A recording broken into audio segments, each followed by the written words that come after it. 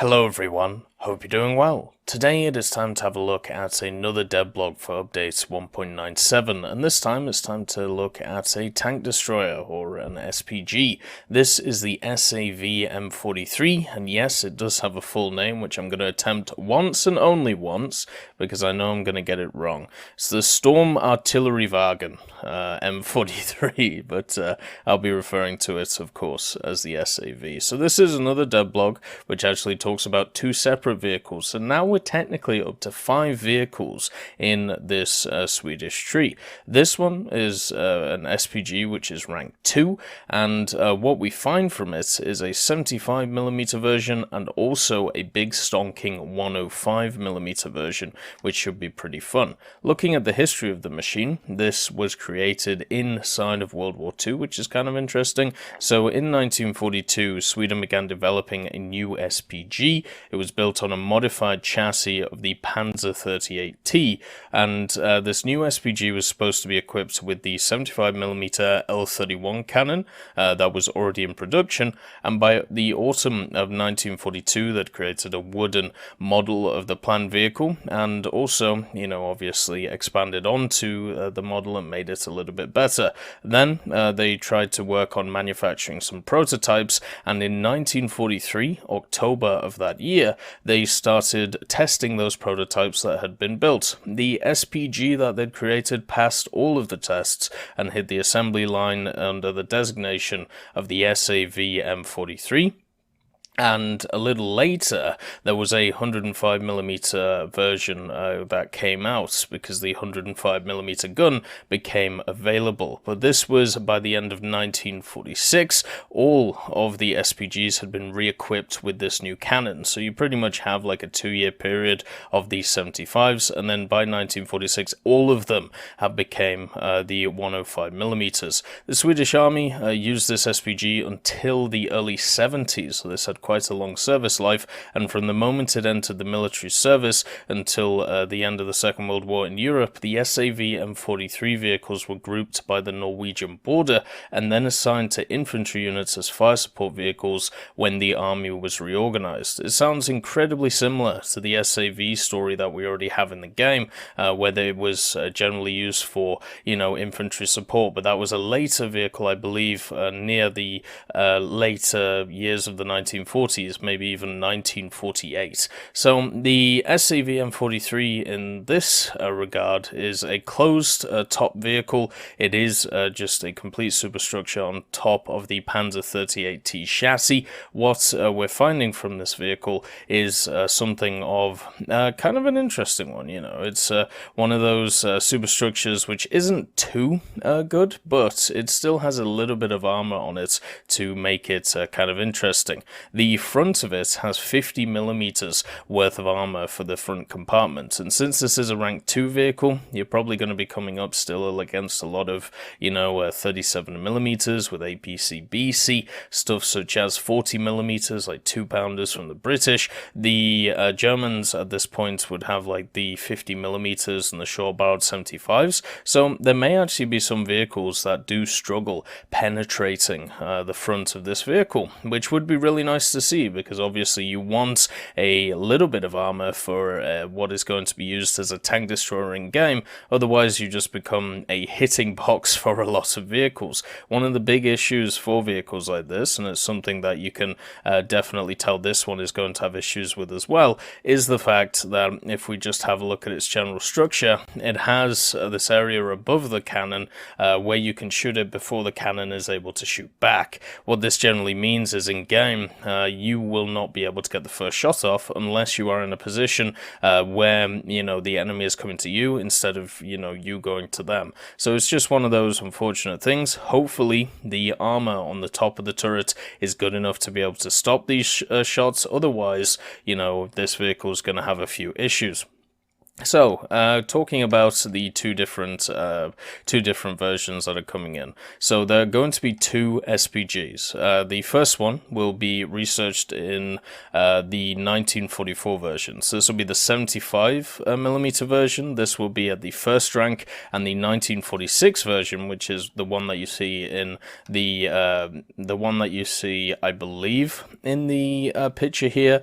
But I will actually have to clarify that. I actually think, no, I believe this is the 75mm version, and then this one here, with the kind of interesting muzzle brake here. I'm pretty sure this one is the 105, just because it looks a little bit bigger. I might be wrong about that, but at least that's what I'm getting from it. So the 1944 version is going to be a rank 1 vehicle, and the 1946 version with the 105mm is going to be a rank 2 vehicle. So in fact, now that we have 5 vehicles that are shown from the rank 1 to the rank 2, you know, we have the Stritzwagen M31, then the STRV M40L, and also the M38, and these 2 vehicles as well. It's looking like quite a fun little first few ranks for the Swedish. Another thing to also comment on is the Camouflage. Now, this Camouflage was actually shown on the M40L, and I didn't want to talk about it because I wasn't sure whether this was going to be the default camouflage or not, just because it's a really cool camouflage. It's one of the nicest, in my opinion, that we've seen in game. You know, you have the orange, the green, the grey, the black. There's a lot of stuff going on here which you would generally see from a camouflage which is paid, or a camouflage which you have to unlock. If this is the standard camouflage that we're running into, that is just awesome. That looks really, really, really nice. So I'm incredibly impressed with that. Talking about this massive gun, by the way, the 105mm has access to some pretty fun shells. So the first one is that it has access to APC-BC. Now, this will be able to rip through targets pretty easily, especially since it's a 105mm. The high explosive shells it also carries, so you may be able to overmatch some targets.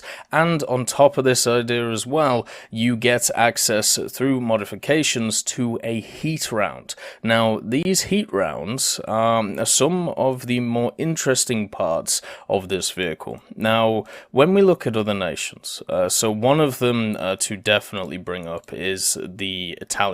The Italians have a lot of these tank destroyers, or SPGs at lower tiers, which have access to, you know, these weird and wonderful rounds, you know, the heat rounds. And generally what you see from the Italians is the heat rounds only pen around 100mm. They sometimes don't really go through. They don't always do, you know, a ton of damage. Normally what happens is instead you end up in a situation where you just can't do any damage to the targets that's in front of you, and because you have this long reload, you end up just dying, because you have like a one pump, then it goes wrong, then you've got to retreat. You can't retreat because you've got no engine power, so you kind of get stuck there and then you die.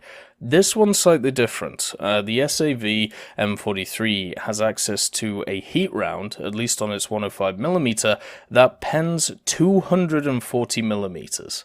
Now, this is kind of insane for a vehicle which is, of course, rank 2. It pretty much means that at rank 2 you'll be able to penetrate anything that you find. Now, obviously, that just means that we have to look at what the post-pen damage is, because that's one of the problems with the Italian heat shells. But 240mm worth of pen at rank 2 normally means that you'll be able to, you know, up-tier this thing. You'll be able to have a bit of fun with it and maybe run it into maybe run it with certain lineups which it's, you know, other competitors such as, you know, the Semaventes wouldn't be able to.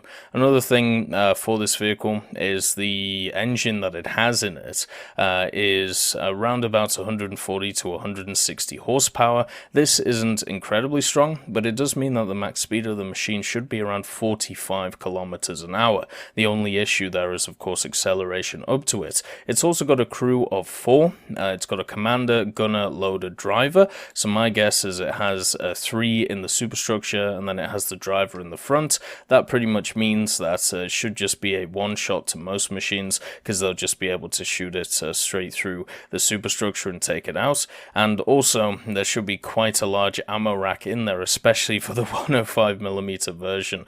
So that's obviously something to watch out for.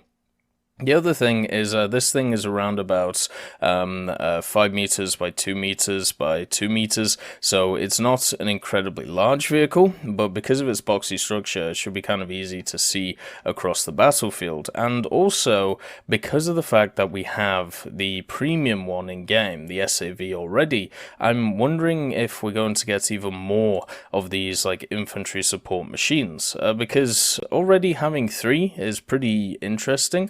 And on top of this, you know, we have a look at other lines, such as I mentioned before, the Semiventes, or even other nations, such as the Soviets or the Chinese, which heavily rely on stuff like Su-85s, ISU-152s, the ISU-122Ss, stuff like that. I'm wondering if Sweden is going to get any more larger caliber vehicles, but maybe are more designed for actually tank killing instead of infantry support, because a lot of these vehicles that I've seen, you know, this SAV M43 plus, you know, the 75mm one, then we have the premium SAV. All of these are SPGs designed to help infantry. I'm hoping that we also see some tank destroyers which have a little bit more muzzle velocity behind their rounds. Instead of just a bunch of derp guns which do a lot of damage, why not have something which just has like that 1000 meters per second muzzle velocity, so you can hammer someone from long range? Because from all of the vehicles we've seen so far,